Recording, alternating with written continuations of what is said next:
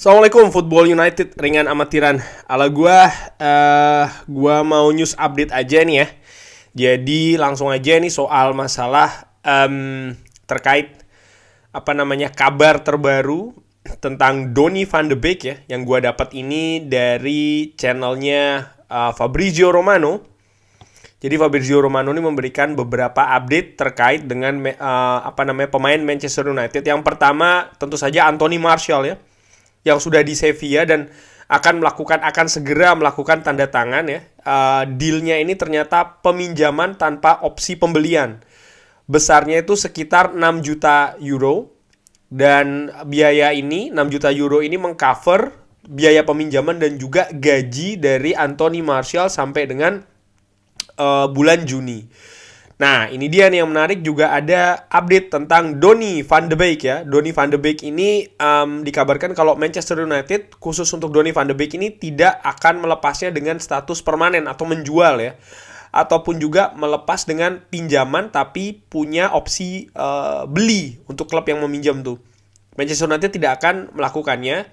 Kenapa? Karena Manchester United masih menunggu manajer selanjutnya dari Manchester United, dan Manchester United masih ini tadi ya, manajer baru tersebut apakah akan menggunakan Donny van de Beek atau tidak, karena bisa saja menurut Fabrizio Romano ini manajer baru nanti ini akan bisa saja memakai Donny van de Beek di sistemnya. Jadi Manchester United ini hanya akan melepas Donny van de Beek dengan status peminjaman murni. Opsi peminjaman untuk Donny van de Beek ini datang dari board manajemen ya, bukan dari Ralf Rangnick. Kenapa? Karena Ralf Rangnick ini masih sangat ingin untuk mengkeep atau menahan Donny van de Beek. Nah, pertanyaannya sekarang lah, kok bisa ya beda antara board manajemen dan juga Ralf Rangnick? Ya tentu saja bisa kalau menurut gue, dan ini merupakan hal yang biasa. Inilah klub sepak bola di mana ada banyak kepentingan yang berada di situ.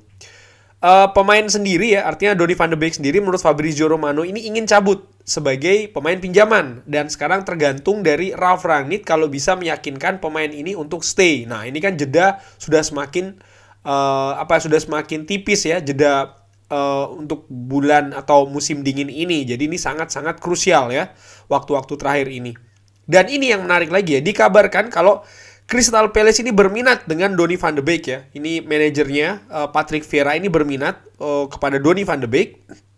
Patrick Vieira sendiri kan juga posisinya sebagai gelandang ya, dikabarkan oleh Fabrizio Romano pada saat bermain untuk Arsenal.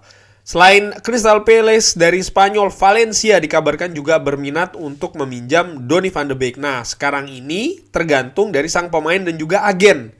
Dan tentu saja Ralf Rangnick sebagai pemegang keputusan terakhir tentang status Donny van de Beek di seminggu terakhir ini kurang lebih ya, untuk sampai dengan akhir jeda musim dingin ini. Tinggal beberapa hari lagi nih ya. Kabar lain ya, Jesse Lingard masih belum ada progres. Newcastle berminat tapi belum ada keputusan dari Lingard ataupun dengan Manchester United. Jadi ini ya jam-jam selanjutnya ataupun hari-hari terakhir ini akan sangat menentukan bagi Jesse Lingard apakah akan ke Newcastle atau tetap di Manchester United.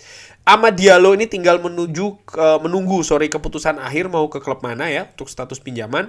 Lalu update lagi tentang pemain yang akan datang di Manchester United. Untuk pemain yang akan datang ini dikabarkan masih cukup sepi kabarnya ya. Terakhir dikabarkan oleh Fabrizio Romano kalau Kamara dari Marseille yang sempat dihubung-hubungan dengan Manchester United ini belum ada tawaran resmi yang datang dari Manchester United.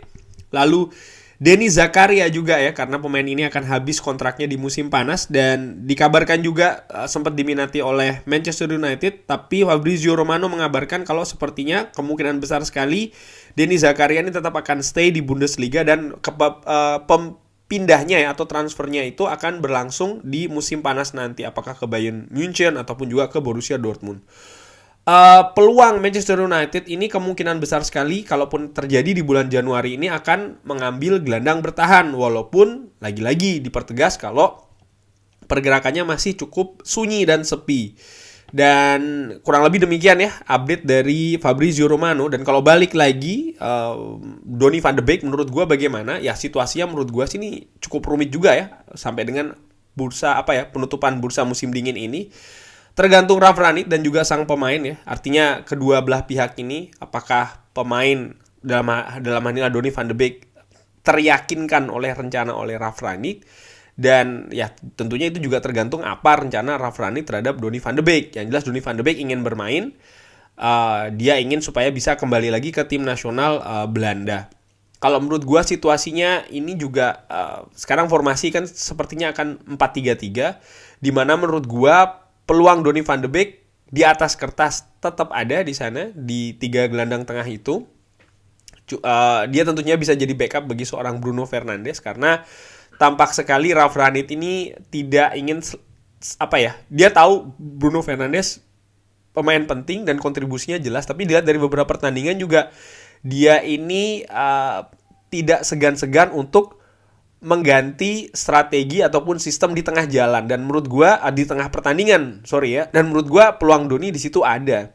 Selain juga tentunya backup dari seorang Bruno Fernandes. Dan selama beberapa waktu atau minggu ke depan atau mungkin hari, gue nggak tahu ya, kembalinya Paul Pogba ini juga akan mempengaruhi kemungkinan bermain dari seorang Donny van de Beek ya.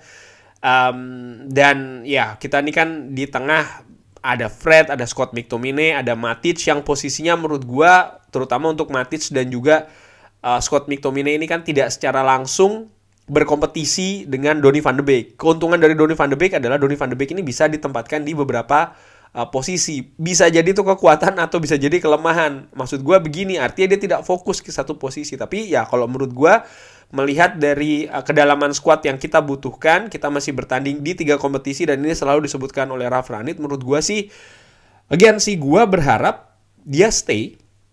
Donny van de Beek stay. 1, itu harapan gue. Nomor 2 adalah manager let him play. Manager membiarkan dia bermain ya, baik itu sebagai starter maupun juga sebagai pemain pengganti, pemain rotasi. Karena gue melihat ke depan ini akan semakin ketat lagi. Kalau seandainya pemain atau squad kita semakin tipis, ya semakin riskan karena kita tidak pernah tahu apa yang akan terjadi dengan pemain-pemain yang ada sekarang, entah itu cedera, entah itu COVID, entah itu akumulasi dan juga lain-lain. Kedalaman squad akhir musim kompetisi ini, tengah menuju akhir ini menurut gue sangat penting. Kurang lebih demikian update tentang Donny van de Beek dan juga lain-lain ya. Kalau teman-teman ada pendapat lain, komentar bisa drop di kolom komen. Jangan lupa like, sholat, and subscribe. Wassalamualaikum warahmatullahi wabarakatuh.